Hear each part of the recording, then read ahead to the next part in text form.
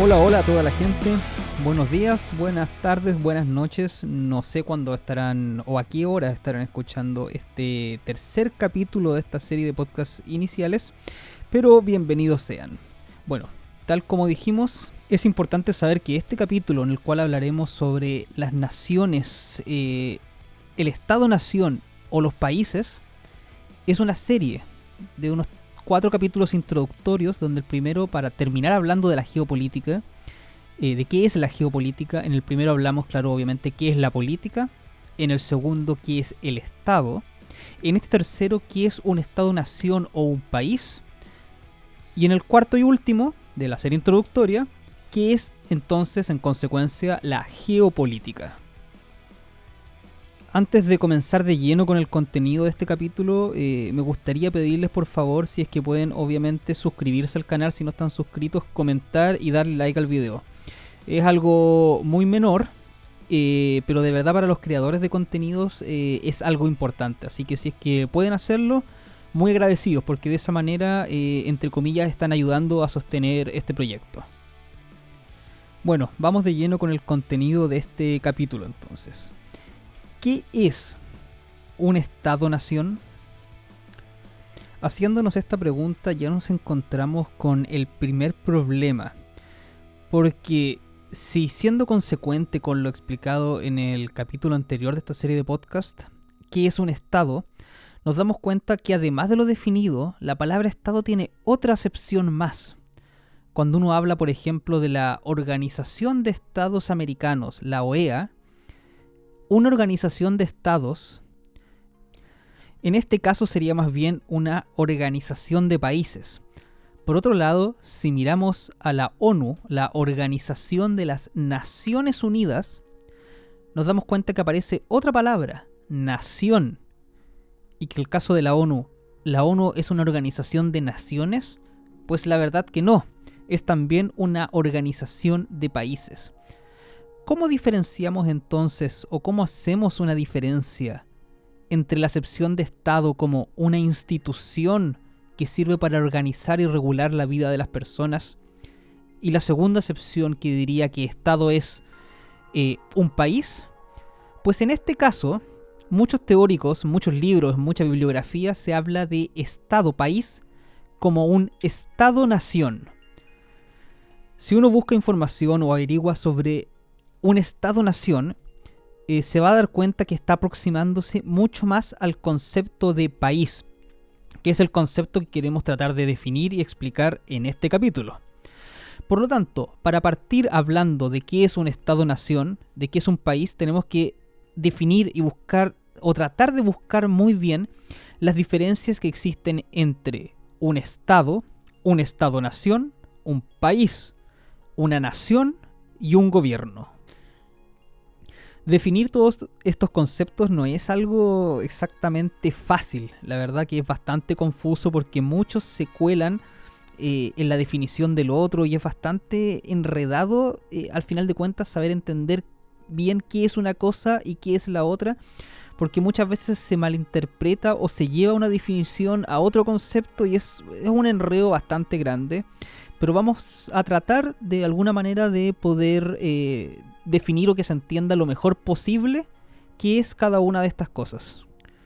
La primera diferencia importante, entendiendo el Estado como esta organización abstracta que se encarga de regular y de gobernar sobre las poblaciones, es la diferencia entre Estado y gobierno.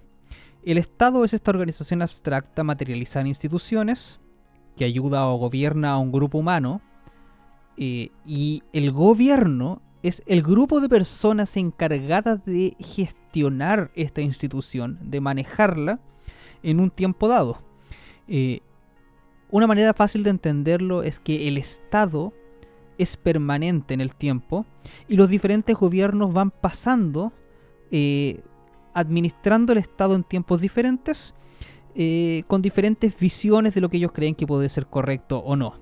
Normalmente en Occidente cada presidente es un gobierno diferente. Primero presidente es la persona A, gobierna, su función de gobierno, con sus ideas durante 4 años, 6 años, dependiendo de cuánto dure su periodo.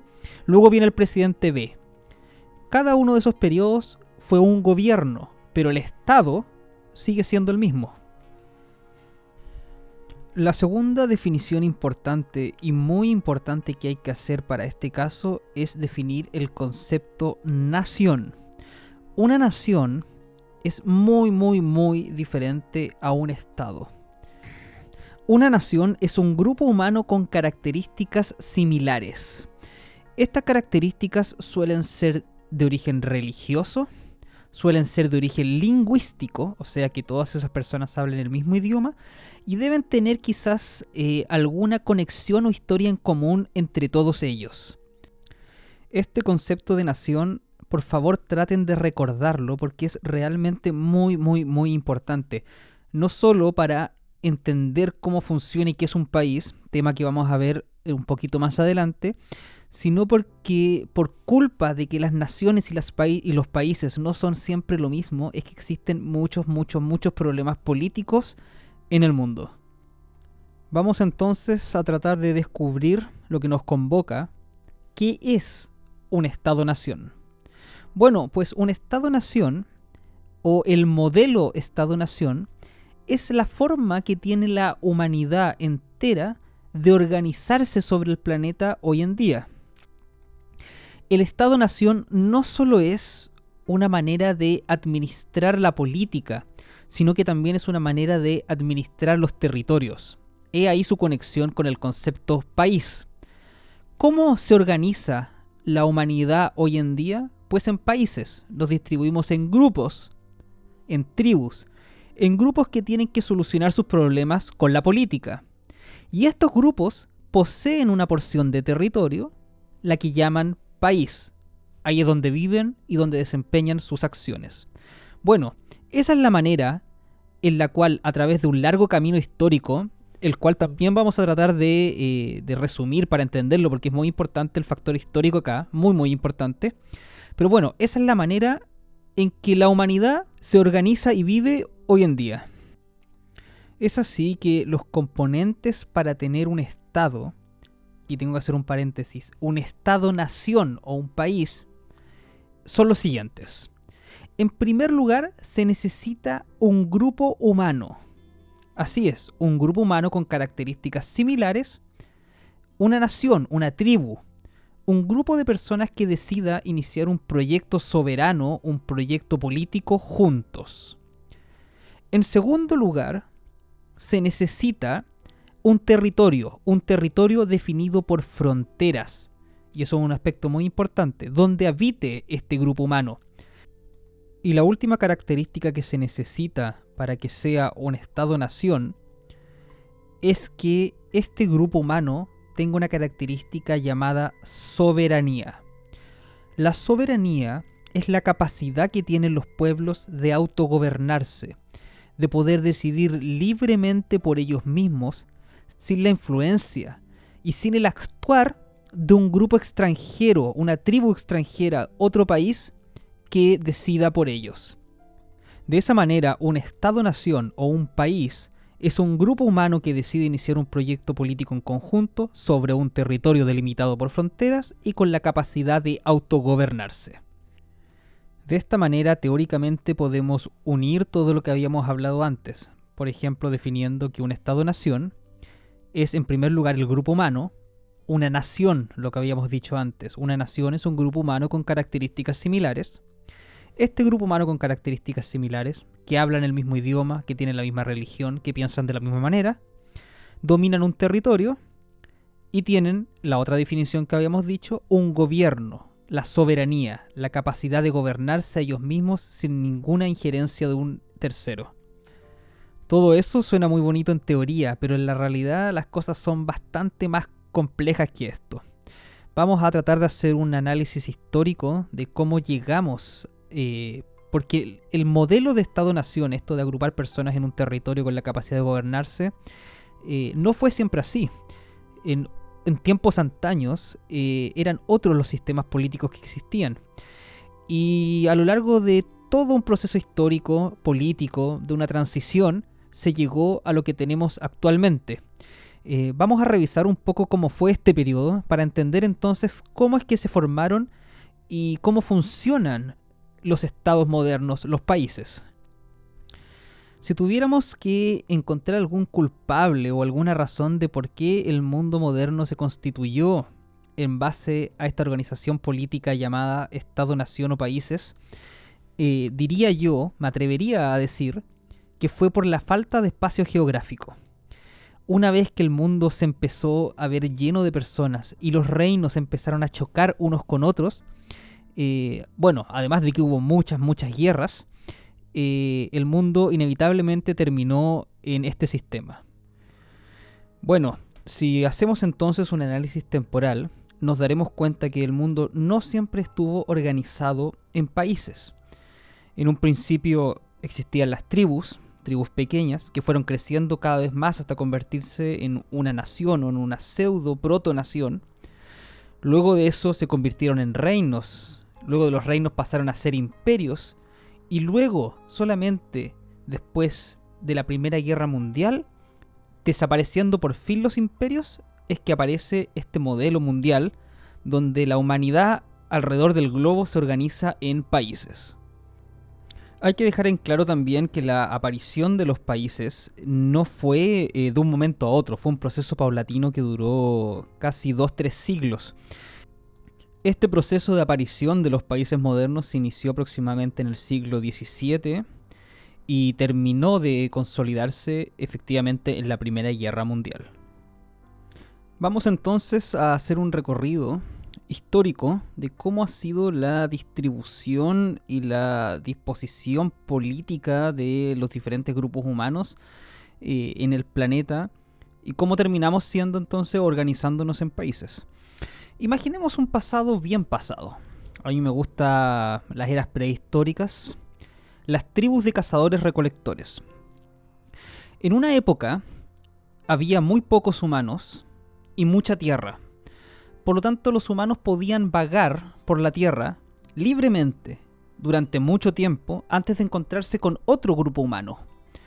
En esa época, cuando los seres humanos eran cazadores-recolectores, eran bandas nómades que se organizaban en grupos, o sea, de alguna manera u otra tenían su organización, eran un grupo que hacía política también, pero su institución política, su estado, era una versión muy básica. Simplemente tenían quizás algún tipo de liderazgo basado normalmente en el más fuerte quizás, lo más seguro. Y corrían por el mundo buscando alimentos y se movían quizás escapando del invierno y de esa manera se organizaban. No había mucho dominio, ni usurpación, ni usufructo del territorio más allá que buscar alimentos y extraer quizás algunos recursos naturales muy básicos. Cuando llegó la era de la agricultura, estas bandas, estos grupos se asentaron. Se quedaron en un lugar fijo. Por primera vez no era necesario moverse y podían plantar sus alimentos, cosecharlos, y tenían que vigilarlos también, que no llegara otra banda que se los robara. Por lo tanto, tuvieron que quedarse fijos en un lugar. El hecho de quedarse fijo en un lugar a la humanidad le ayudó bastante, porque caminar es una actividad cansadora y que toma mucho tiempo. Y por lo tanto no había mucho tiempo de ocio, mucho tiempo dedicado al aprender, a estudiar, a la recreación, al desarrollo humano. Pero una vez que los grupos humanos se pudieron asentar, que pudieron producir sus alimentos de manera sistemática y sin tener que estar todo el día trabajando porque desarrollaron un sistema para poder trabajar que les permitía tener alguna especie de tiempo libre, el ser humano se empezó a desarrollar sus conocimientos, en desarrollar sus aptitudes, en progresar económicamente, culturalmente, científicamente hablando. En esta época todavía no existía conflicto por el uso del territorio. Seguíamos siendo muy pocos como especie y el terreno muy grande. Por lo tanto, seguían habiendo miles y millones de kilómetros cuadrados que no eran utilizados por nadie y que estaban ahí eventualmente disponibles para que cualquier grupo o ese un mismo grupo que creciera los utilizara. Pasaron los años, pasaron muchos miles de años, y estos grupos humanos empezaron a, como dijimos, evolucionar, a aprender. Poco a poco se fueron convirtiendo y pasaron de ser una tribu a una nación, entendiendo nación, como ya lo dijimos, en un grupo humano con características similares. Así cada uno de estos grupos desarrolló un lenguaje particular, tradiciones similares, una religión propia, una manera de creer, una manera de hacer las cosas propias, que al ser propia era diferente a las de los otros grupos humanos. Grupos humanos que en una primera instancia vivían lo suficientemente lejos para no tener que encontrarse y no tener que generar conflicto con los primeros. Pero a medida que cada uno de estos grupos humanos empezó a crecer y a querer y a necesitar cada vez más recursos territoriales y más espacio para desarrollarse, eventualmente llegaría el momento donde dos o más de estas naciones llegarían a vivir lo suficientemente juntas como para molestarse, teniendo que definir un límite o una frontera entre ellas. La evolución y el crecimiento de estos grupos humanos tampoco fue uniforme en todos los grupos que había alrededor del planeta.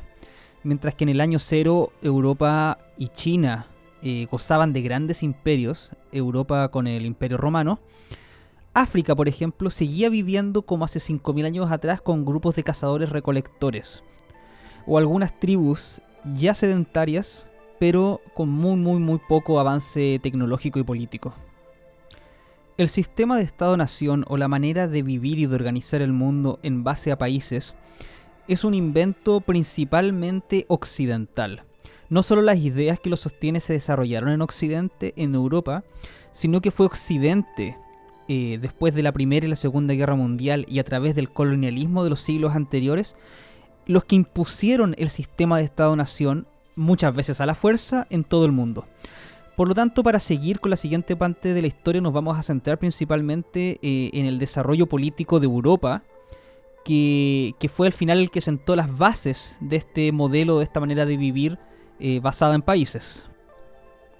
Después de la caída del Imperio Romano, imperio que fue muy beneficioso para el desarrollo europeo, ya que en él no solo se construyeron principios importantes de la política moderna, sino que hubo un gran desarrollo cultural. Entre ellos, el Imperio Romano fue el heredero de toda la filosofía y el conocimiento griego, y además se crearon cosas como el derecho romano y muchas otras cosas relacionadas con la política y la creación de gobierno que hasta el día de hoy perduran. Bueno, después de la caída del Imperio Romano, Europa se fragmentó. Se dividió en muchos microreinos llamados feudos o principados, los cuales tenían a su cargo como líder a un señor feudal. En la Edad Media empezaron a nacer, a crearse lo que actualmente serían los principales países de Europa. Pero hay que entender cómo era el funcionamiento de esa época, que los países actuales no eran exactamente los mismos y no seguían la misma lógica que los países de ahora. ¿Con qué me refiero a esto? Por ejemplo, si imaginamos los reinos actuales, los países actuales, Francia, España, Alemania, en esa época sí existía o se empezó a formar un reino de Alemania, un reino de España, un reino de Francia. Pero los reyes de esa época ostentaban su poder, o su poder se ejercía a través de la lealtad de los señores feudales. Por lo tanto, el reino de España iba a ser tan grande como señores feudales de los pequeños principados o de los pequeños feudos le fueran fiel a ese señor. Y así cada uno de los reyes de cada uno de estos países. Por lo tanto, los límites eran más bien difusos, cambiaban constantemente en función de las lealtades de los señores que eran fieles al rey, o en base a las guerras. En esa época existía o se estaba formando la lógica imperialista. El que tenía más tierras era el más poderoso. Por lo tanto, la conquista y la anexión de nuevos territorios era algo muy común. Y de esa manera, si uno ve la historia de los mapas de Europa, se da cuenta que prácticamente todos los años el mapa que se dibujaba era uno diferente.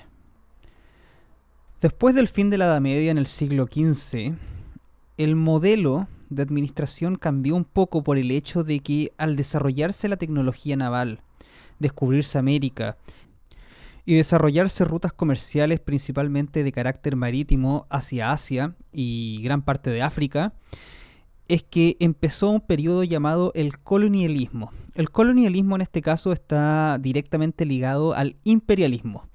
Imperialismo es un sistema político en que un país domina a otro, y en este caso los países o las potencias europeas dominaban prácticamente todo el mundo. Prácticamente y literalmente, mejor dicho, cada sector del planeta era una colonia de algún país poderoso de Europa.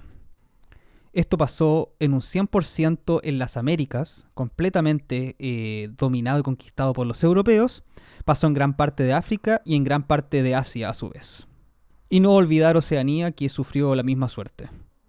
Este periodo llamado colonialismo, el cual más bien es un tipo de imperialismo, duró desde la caída de la Edad Media hasta el final de la Primera Guerra Mundial, donde se terminó de asentar el modelo actual de países, de estados-naciones.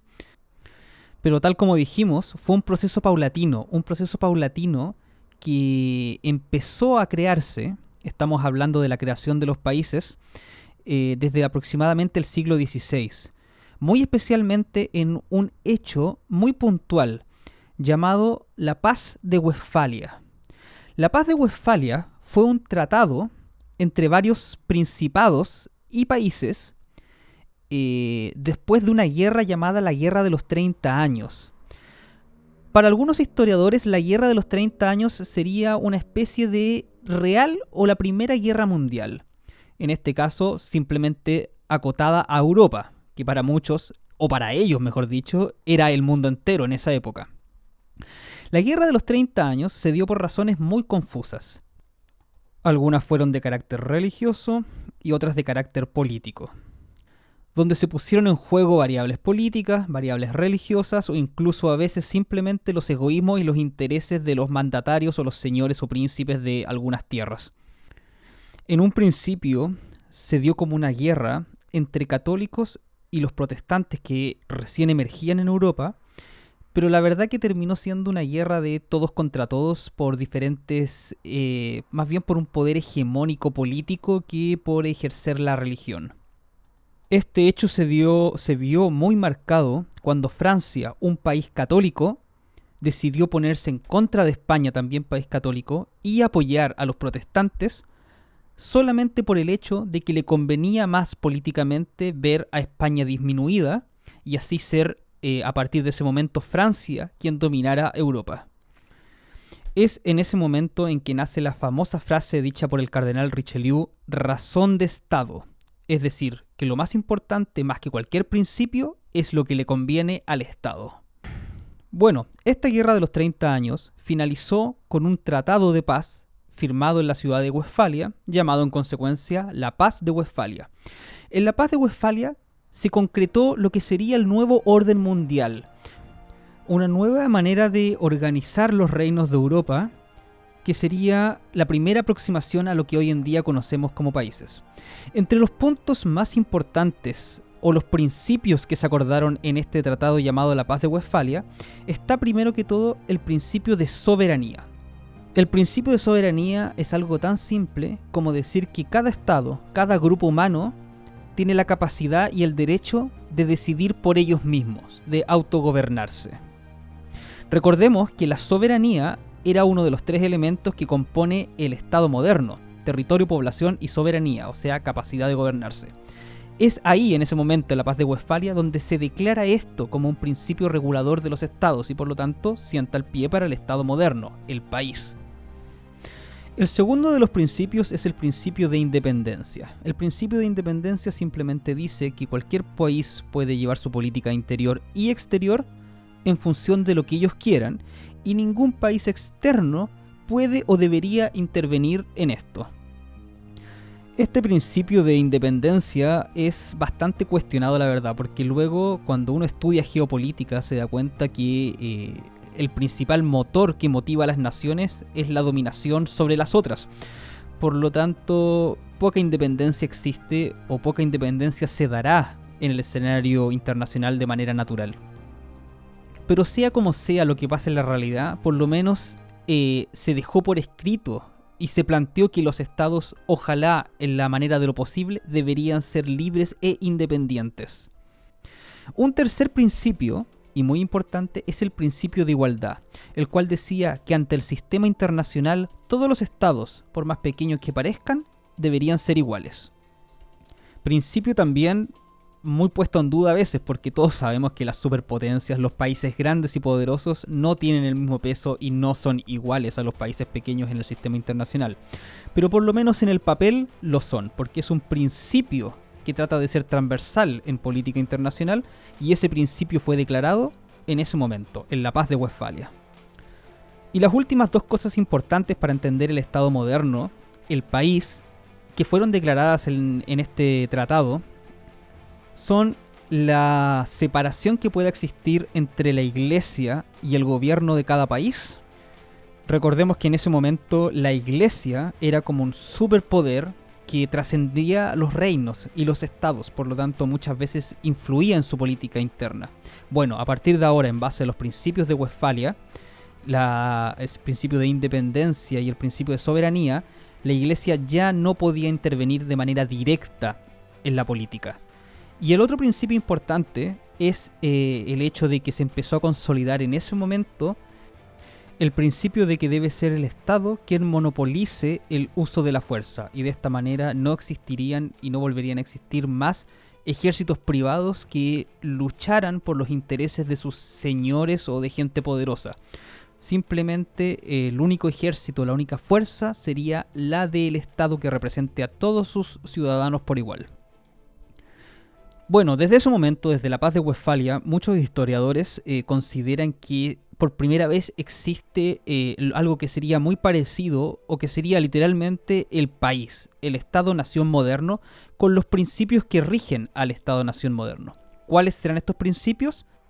Pues la triada antes mencionada: una nación, es decir, un grupo humano con características similares, que habita un territorio con fronteras delimitadas, donde de acá para allá es mi territorio y de allá para allá es tu territorio, y con soberanía, o sea, la capacidad de que ellos decidan por ellos mismos sin que nadie externo les diga qué hacer.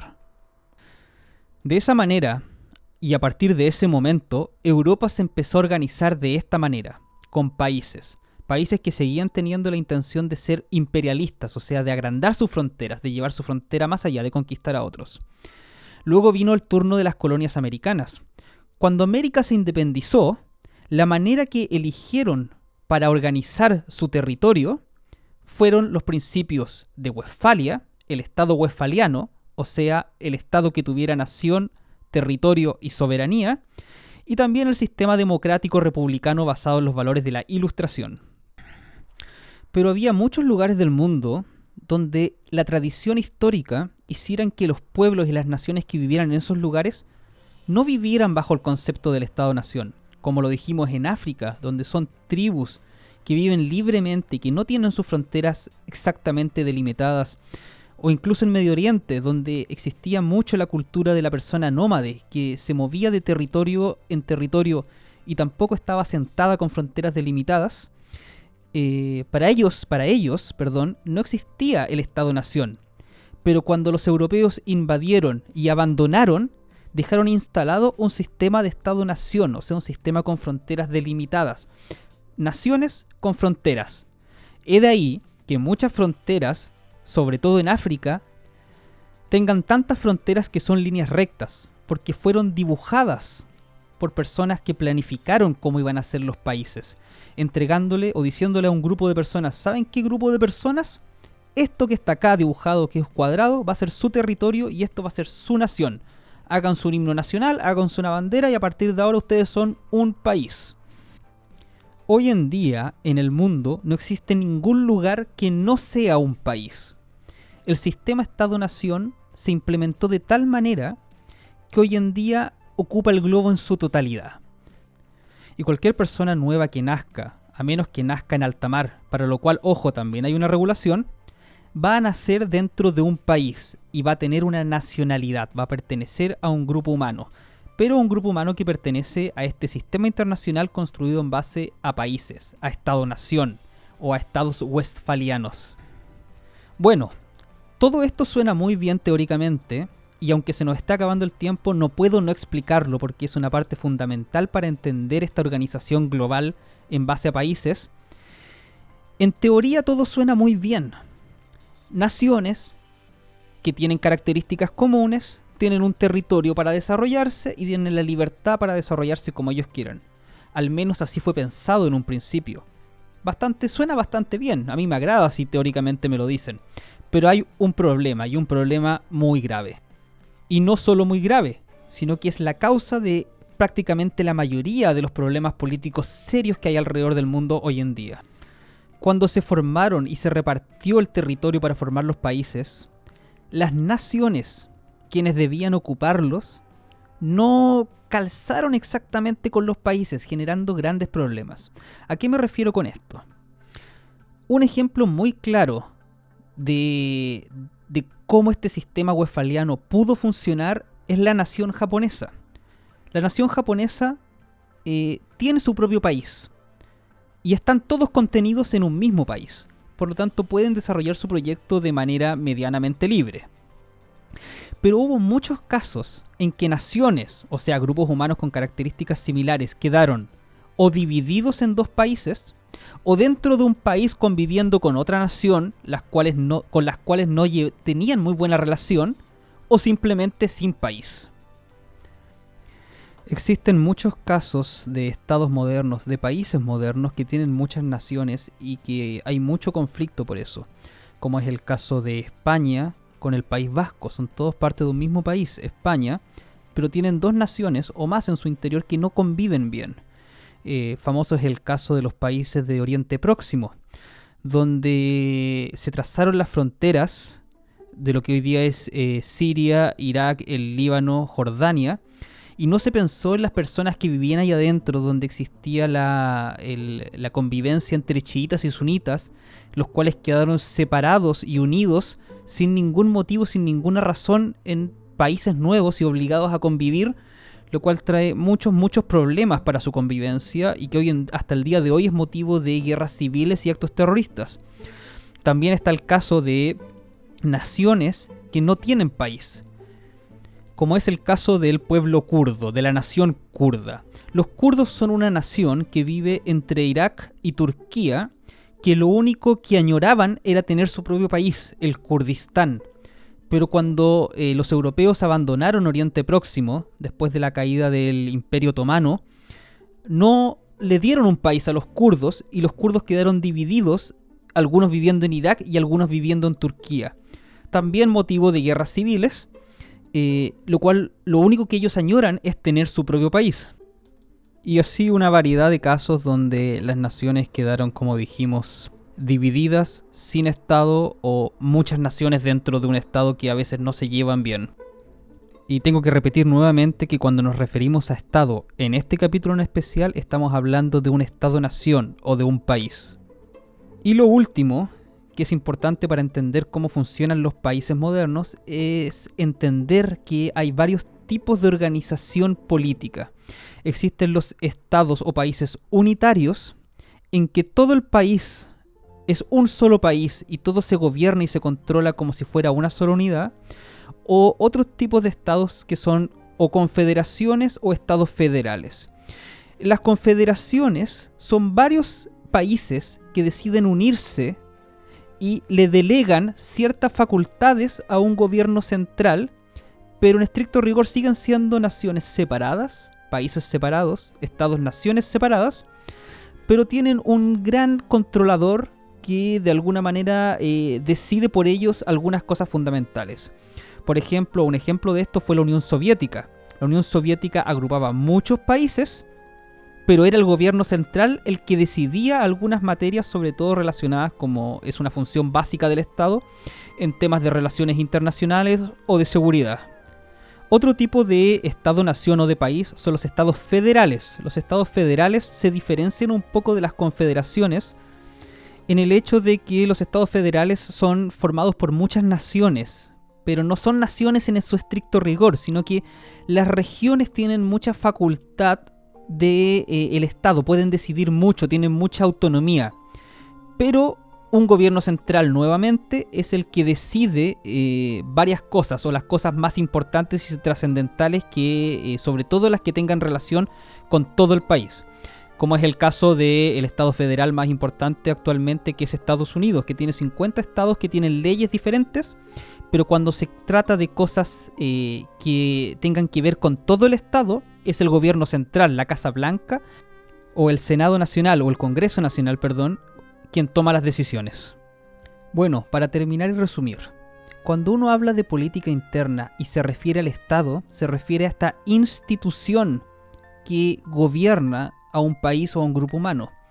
Pero cuando uno habla desde la perspectiva internacional, desde el mundo, y uno habla de un Estado o de un Estado-nación, se refiere a los países.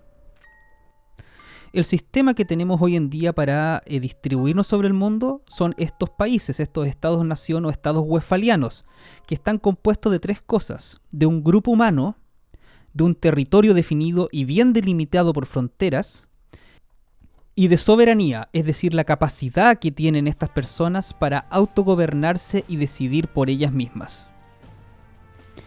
Y lo último, retomando lo primero que hablamos en el capítulo, es que hay que saber bien reconocer y diferenciar lo que es un país, lo que es un estado y lo que es una nación. Porque aunque muchas veces estos términos se usan de manera similar, no son exactamente lo mismo. Bueno, muchas gracias por haber escuchado este capítulo. Salió un poquito más largo de lo que debía, y eso que hay mucho que decir nuevamente, pero si van escuchando los otros capítulos de este canal, podemos ir tratando y conversando sobre cada tema en particular de manera más detallada. Bueno, muchas gracias nuevamente por escuchar. Recuerden que hice un Patreon. Es la única manera que tengo hasta el momento de poder mantener este proyecto. No es fácil hacer esto tampoco, requiere tiempo y requiere equipos. Así que cualquier persona que quiera aportar, Patreon/mapdelacruz. En la descripción de este video y podcast podrán encontrar la información que los llevará para allá, y hay secciones adicionales, adelanto de capítulo y varias cosas entretenidas para quienes quieran aportar y hacer de alguna manera posible este proyecto. Muchas gracias, nos vemos.